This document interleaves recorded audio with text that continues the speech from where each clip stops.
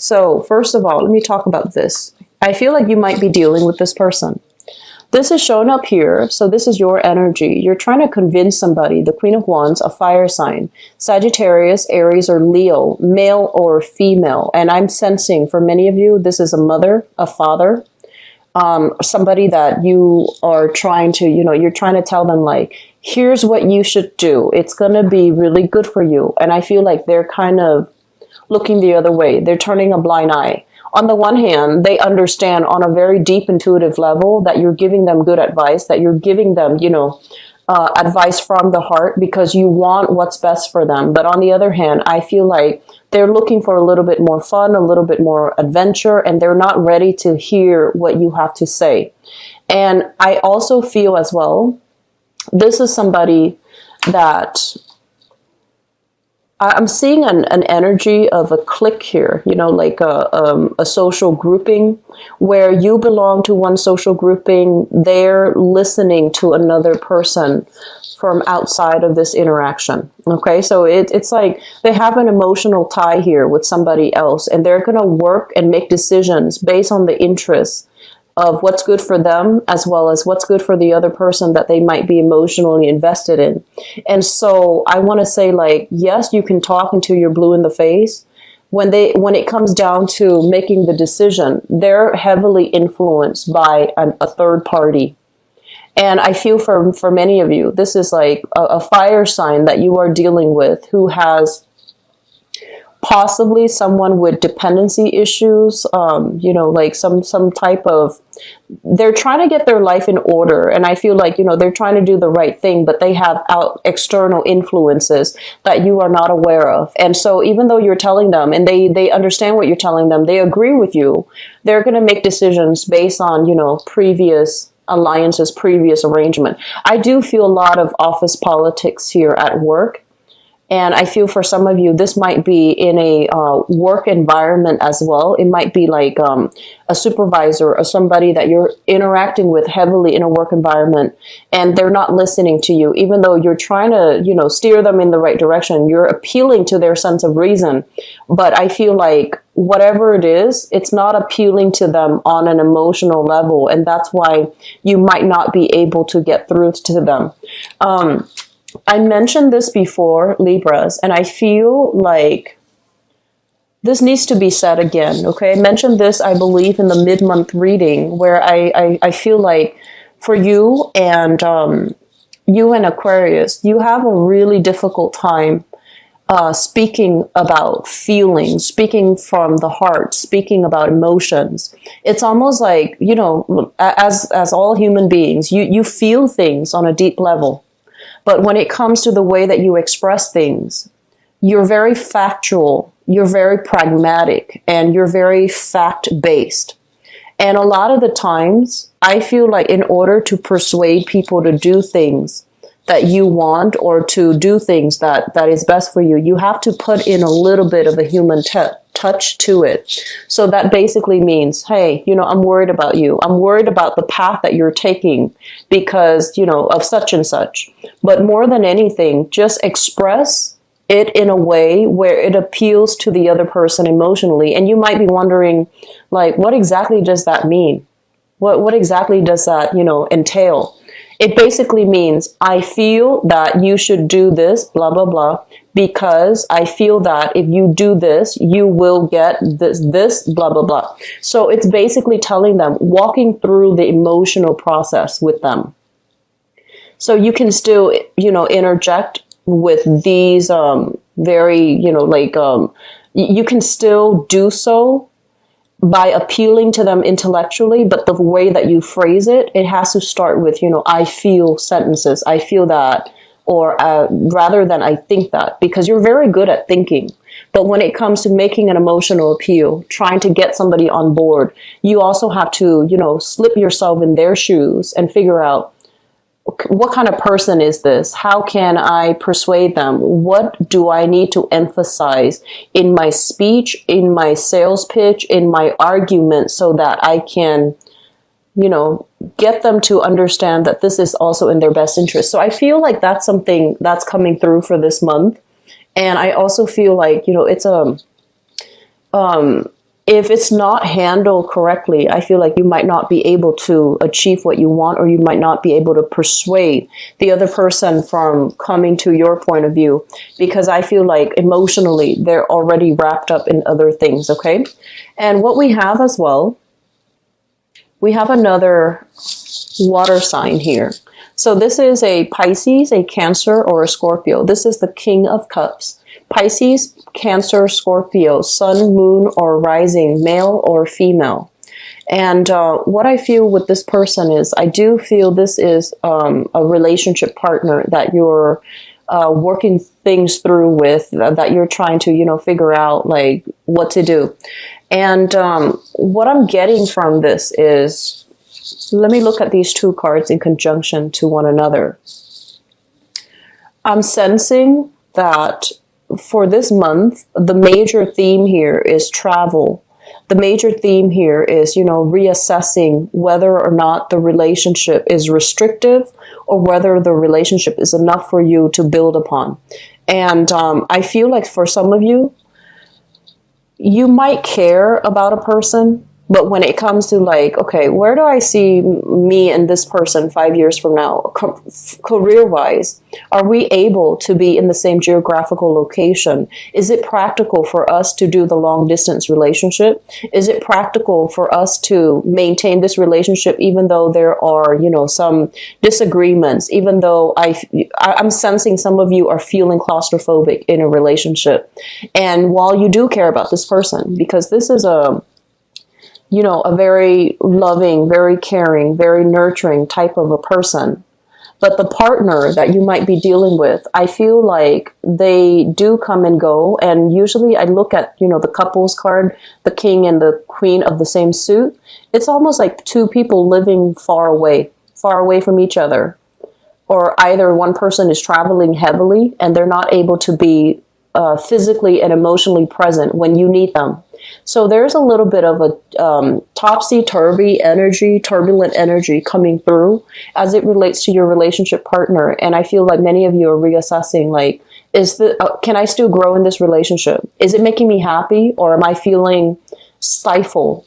And I'm also sensing as well, and this is fine.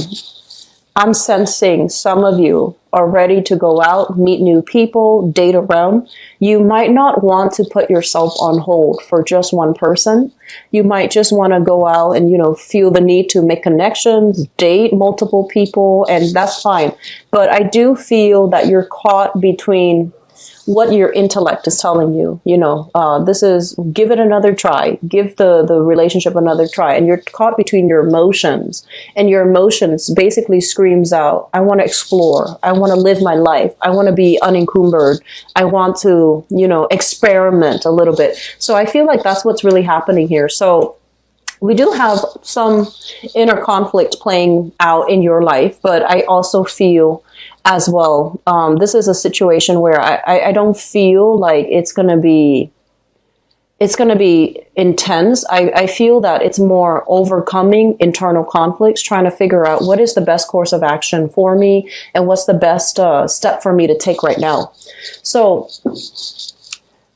let me talk about the freedom of movement situation. I feel like for the past few months, there were things physically for the past few months. So possibly, you know, in that June timeframe, I feel like there were July. So I feel like there were a few things blocking your path when it comes to like forward momentum, forward movement, even freedom of movement, feeling free to come and go as you please. There was something physically barring your path. For some of you, inclement weather. For others of you, lack of transportation. And then for others of you, financial worries, even like working really, really late. And then, you know, you wake up really early to get to work. And then by the time you get off work, it's like nighttime and you go home and you repeat the whole process. So it just feels like life wasn't very enjoyable. There were a lot of restrictions. And I also feel like you were really beating, kind of like being very hard on yourself, feeling frustrated, feeling as if you're not good enough. And I also feel like feeling a little bit, this is a card about a victory. So I'm feeling for some of you, feeling frustrated because you feel like you failed in some capacity. This energy is uplifting because it's lifting, excuse me, because they're saying like the process needed to happen, the process of, defending yourself, the process of like having to put in the extra work to show what you are capable of, to prove to others your skills and to prove to others how determined, how responsible, and how strong and ambitious that you are.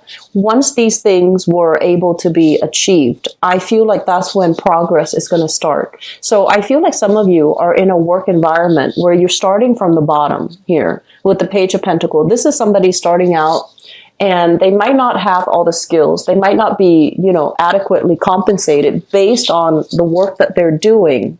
But with it in the upright position, it basically means that it can be built upon. So right now things are a little bit frustrating, but sooner or later, you're going to get to the space where you feel good about the contributions that you're making. You feel adequately sufficient based on the salary that you're making, and you will feel as well appreciated by the people around you. So we have some things here that you still need to work out. And I also feel like for many of you, you might have, gone from a more like a creative field, like, art, I feel like more like liberal arts or even fine arts. And now you're finding yourself returning to work, trying to work in an environment that is very practical. It's very structured. It's a little bit rigid, and you're trying to navigate the energy, and you feel like it's a little bit claustrophobic and a little bit restrictive. Okay. So overcoming a lot of internal conflicts, I feel, is the major first step when it comes to being able to achieve, showing other people what your potentials are, what your capabilities are, what your skills are, and being able to do that before a job can come into the picture to give you exactly what you want. So we have some really strong things here, and it basically, I'm seeing this element here about overcoming indulgence, overcoming that concept of, it's almost like a lot of the times with air signs, I feel like you look at a situation, for example, you look at a job and you're just like, oh, that looks really easy. I don't really want to waste my time. But I feel like this spread is signaling to me, like starting from the ground up, building things from the ground up, making sure it is stable. So don't, turn your nose up at it. If it seems like you might need to start from the bottom to build something gradually, don't skip that step, and don't say, oh, I don't want to be bothered with it, because I feel like knowledge is, cumulative. You have to do step A first in order to learn the techniques in order to do step B. So you're learning from the ground up, and it's going to be a little bit slower than you want. It's going to require a lot of patience and diligence, but more importantly, proving to other people what you're capable of, so that they can give you additional responsibility, so that you can climb your way to the top and then eventually take on more responsibilities, prove more of your skills, and have other people trust you. Okay, so we have here the Star in the reverse position. And I feel like for some of you, if you are applying for a job, a major internship, a major, a once in a lifetime opportunity, I feel it's coming through. I feel financially it's not going to be paying the amount that you would anticipate or you expected. Okay. And I also feel like for those of you going through interview process and things, be very, very careful with this energy. So this is an energy about, yes, they know you're smart, and that's why they call you in for an interview. They know you're qualified. However, they need to know as well that you are relatable. They need to know as well that you are able to get along with everybody.